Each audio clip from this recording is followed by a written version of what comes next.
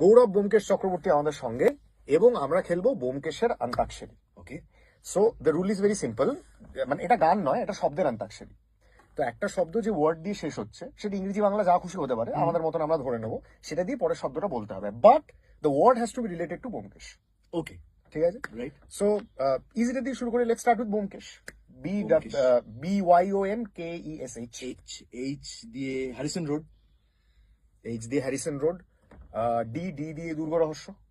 এ দিয়ে অতুল চন্দ্র মিত্র।